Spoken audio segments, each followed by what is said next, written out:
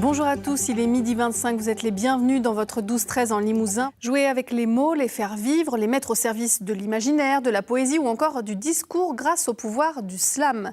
Le prix littéraire Mosaïque en Limousin permet aux jeunes de la Haute-Vienne et de la Creuse d'en faire l'expérience tout au long de l'année. Et ce lundi 1er juin, ce sera le point d'orgue avec un grand final prévu à l'Opéra de Limoges. Bonjour Fabrice Garcia-Carpintero, vous êtes l'animateur de ce prix, dont vous avez animé de nombreux ateliers tout au long de l'année. Oui, bonjour Camille.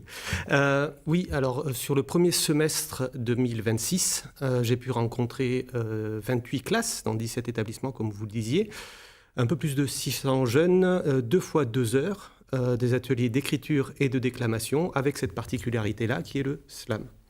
Est-ce que vous connaissez le slam? Alors dites-nous en plus.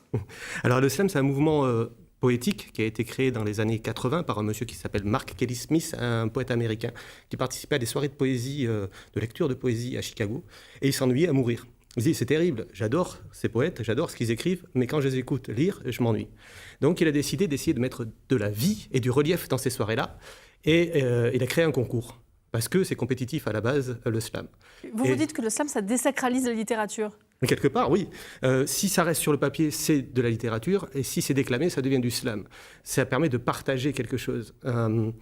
On est sur la notion de partage, la notion d'ouverture à tout le monde, la liberté d'expression. Alors justement, il y avait un thème pour vos ateliers cette année, c'est la solidarité.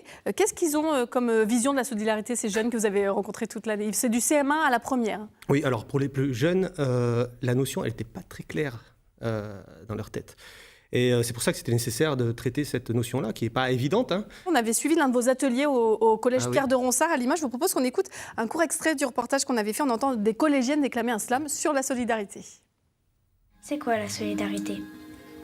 Tout simplement, ce n'est pas la guerre, mais la paix. Mais aussi l'amitié, la fraternité, l'égalité et la liberté, comme un repas à partager.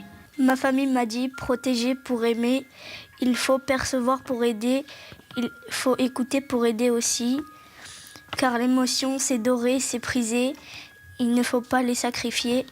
Vite retrouver le plaisir de partager, de s'entraider, de s'aimer. La solidarité, c'est grandir. Très bien, on l'applaudit, merci. Ils vous impressionnent parfois, ces jeunes? Il y a des trouvailles? Oui, il y a des perles, il y a toujours des perles. Il y a toujours un moment où on s'étonne de ce qui a été créé, de l'inattendu, de la surprise. Et c'est un peu pour ça que je persiste dans ces ateliers-là qui sont quand même difficiles à mettre en place, difficiles à monter. C'est un peu politique aussi, quelque part.